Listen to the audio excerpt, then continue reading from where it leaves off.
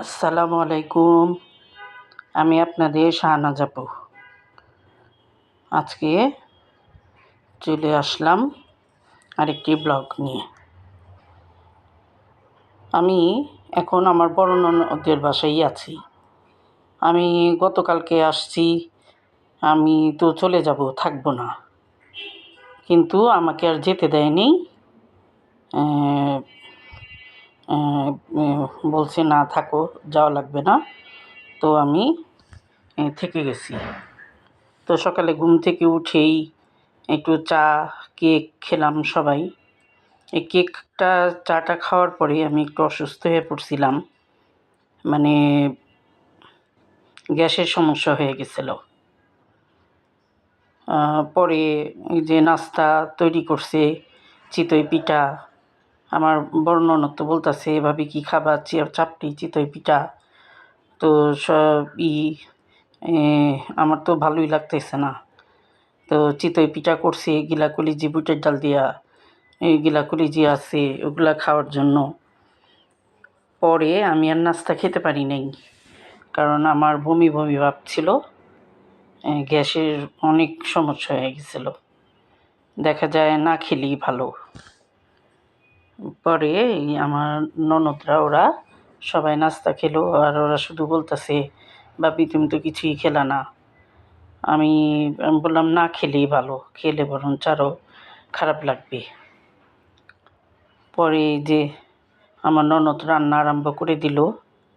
আমি শুইতে গেছি, আমি ঘুমায় গেছিলাম। আমার এত খারাপ লাগতেছিল।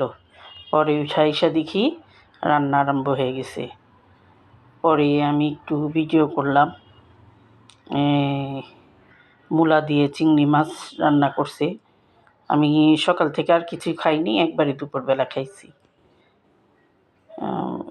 এই যে রুই মাছের মাথা, মাছ, এগুলো দিয়ে আবার লাউ রান্না করতেছে। মানে সবজিগুলা খাইছি, খুবই ভালো লাগছে।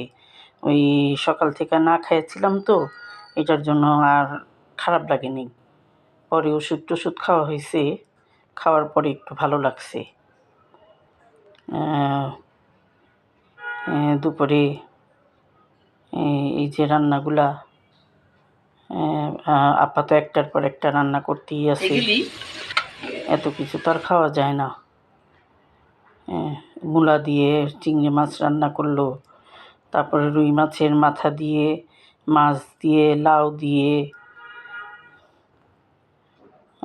তারপরে এই যে মুরগির গিলা কলিজি, কলিজিগুলো আগে ভাইজা ভেজে উঠায় নিতেছে। এই কলিজিটাও আগে ভাইজা উঠায় নিলে না, মানে রান্নাটা খুব ভালো লাগে, কলিজিটা খাইতে ভালো লাগে এমনির থেকে।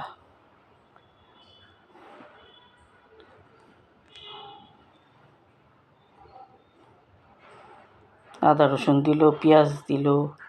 এটা গিলা কলিজিটা যে রান্না করবে সেটার বাগার দিতেছে।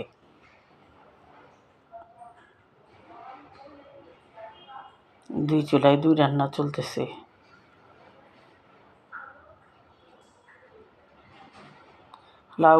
লাউটা খুবই ভালো ছিল।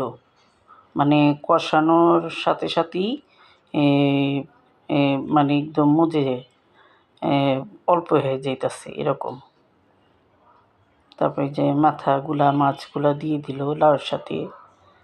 লাউটা খুবই টেস্ট হয়েছিল, ভালো লাগছে।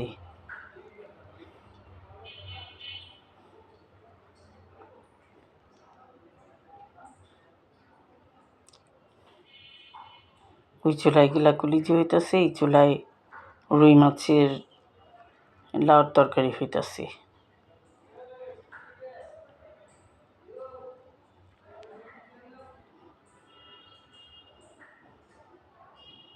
ওই যে কলিজি, দৌড়, গিলা এগুলা হয়ে গেছে। পরে কলিজিটা যে বাইজা রাখা হয়েছিল সেটা আবার দিয়ে দিল। সেটা দিয়ে তারপর একটু ঝোলের জন্য পানি দিয়ে দিল। রান্নাগুলো হয়ে গেল। এখন আবার খাসি মাংস বসাইছে, খাসি মাংস রান্না করছে।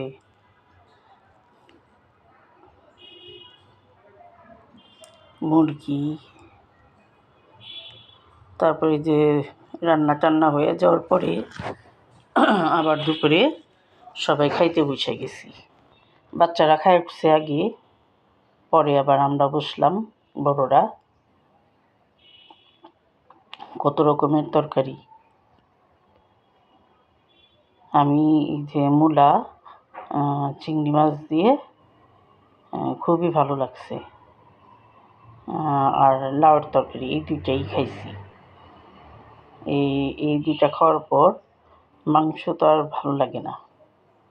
খাওয়ার পর আবার দুপুরে খাওয়ার পর আমার ননদ আবার পিঠা বসায় দিল, বলে চিতই পিঠা গুলা শিরাতে ভিজিয়ে দিই, তাহলে খাওয়া যাবে না।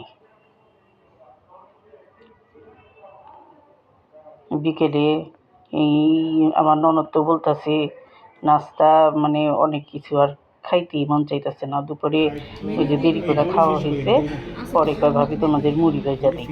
আদা, তারপরে পেঁয়াজ, কাঁচামরিচ, ধনিয়া পাতা কীভাবে ভাইজা মানে মুড়িটা মাখায় দিছে, অনেক ভালো লাগছে খাইতে।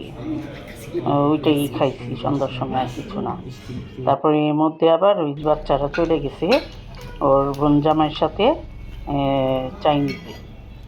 ওরা চাইনিজ খাবে, বোন জামাইরে ধরছে যে আমাদের খাওয়াও কিছু। তারপর এই যে ওদের আবার নিয়ে গেছে। আমি বললাম যে তোমরা একটু ভিডিও করে আইনো, আমি আমার ব্লগে দেখাবো নি। তারপরে ওরা আবার একটু ভিডিও করে আনছে, ওরা যা যা খাইছে, খাওয়া দাওয়া করছে, এগুলা সব ভিডিও করে নিয়ে আসছে। ভালোই, ওরা একটু এনজয় করছে।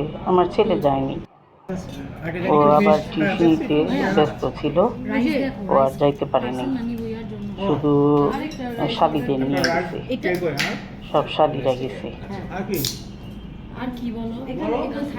তারপর আবার রাজের জন্য নিয়েও আসছে বাসায় এই যে রাইস, ফ্রাই ভেজিটেবিল, এগুলো আবার বাসার জন্য নিয়ে আসছে যে রাজে আছে খাবে নি। তো রাত্রে তো আপায় অনেক কিছু বলতেছে, এটা খাও ওইটা খাও। আমি বলছি না আপা, কিছুই খাইতে পারবো না। এই যে পিঠাটা রাত্রে খাইছি এই। আর নিলয় তো ভাত টাত কিছু খাবে না, তো পরে ওর ফুপিয়ে ওরে পরোটা বানিয়ে দিছে। নিলয় আবার পরোটা খাইছে। তারপরে খাবার দাবার শেষ করে বললাম অনেক রাত্র হইতেছে। তারপরও বাসায় ফিরতে ফিরতে 12:30 বেজে গেছে। তারপর এই যে রেল ক্রসিংয়ের এখানে আমরা বসে আছি, ট্রেন যাইতেছে হাতিরঝিলের এখানে।